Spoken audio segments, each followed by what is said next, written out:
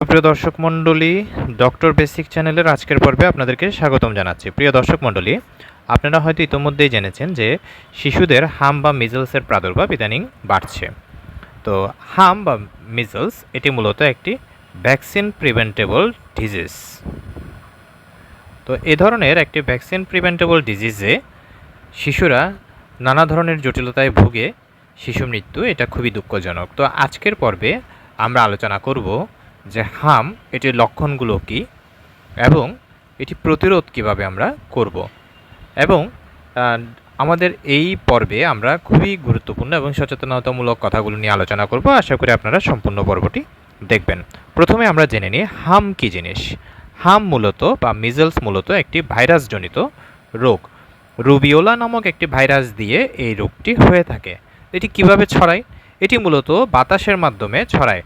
যেমন আক্রান্ত শিশুর হাঁচি কাশি থেকে ছড়ানো ড্রপলেটের মাধ্যমে এই হামটি অন্য শিশুতে বা সুস্থ শিশুতে ছড়াতে পারে। এবং এখানে একটি ছবিতে আমরা দেখতে পাচ্ছি একটি শিশুর শরীরে লাল লাল র্যাশ দেখা যাচ্ছে বা ফুসকুড়ি দেখা যাচ্ছে, যেটি মূলত হামেরই একটি লক্ষণগুলো নিয়ে আমরা আরও আলোচনা করছি।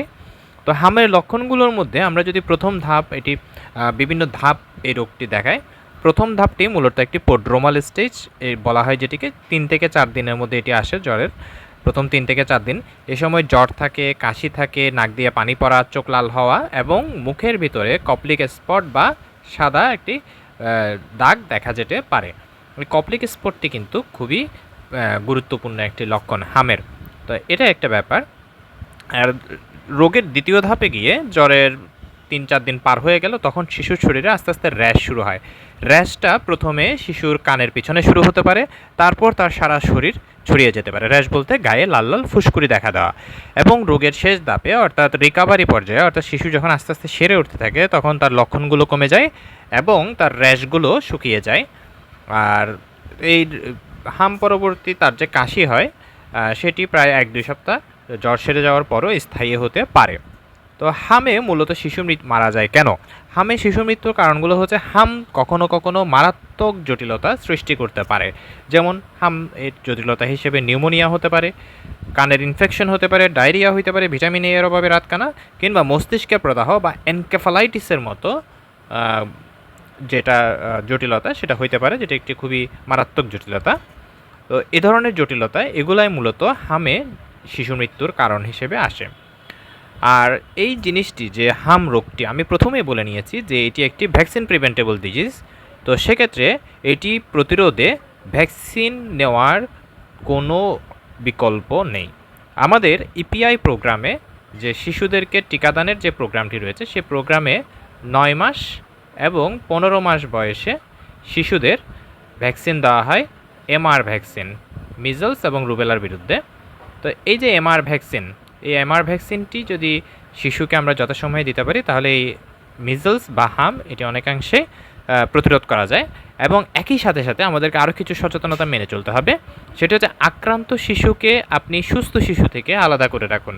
এখানে একটি কথা আছে, তার শরীরে র্যাশ বা ফুসকুড়ি, লাল লাল ফুসকুড়ি যে দেখা যাচ্ছে, এই র্যাশ এটি শুরু হওয়ার 4 দিন আগে থেকে এবং র্যাশ চলে যাওয়ার, অর্থাৎ 4 দিন আগে থেকে 4 days বিফোর, এবং র্যাশ চলে যাওয়ার, র্যাশ ভালো হয়ে যাওয়ার 4 দিন পরে পর্যন্ত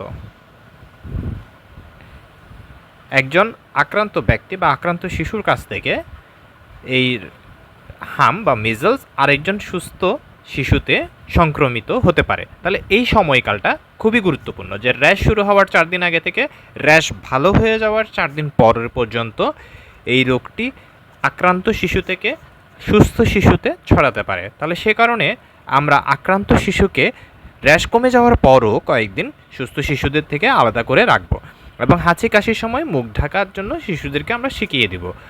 আর এক্ষেত্রে খুবই গুরুত্বপূর্ণ যে এই মৌসুমে যেহেতু হামের প্রাদুর্ভাব হচ্ছে, তাহলে আমাদেরকে মনে রাখতে হবে, কোনো শিশু যদি জ্বর নিয়ে আসে, ফিভার নিয়ে আসে, সাথে যদি গায়ে লাল লাল ফুসকুড়ি বা র্যাশ দেখা দেয়, আমরা কাল বিলম্ব না করে অবশ্যই একজন রেজিস্টার্ড চিকিৎসকের শরণাপন্ন হব। তো দর্শক, আজকের পর্বটি ছিল একটি সচেতনতামূলক পর্ব। আমরা আশা করব আপনারা আমাদের ভিডিওটি অন্যদের সাথে শেয়ার করবেন এবং আমাদের চ্যানেলটি সাবস্ক্রাইব করে রেখে আমাদেরকে পরবর্তীতে তথ্যবহুল সকল ভিডিও আপনাদেরকে উপহার দেওয়ার জন্য অনুপ্রাণিত করবেন। ধন্যবাদ।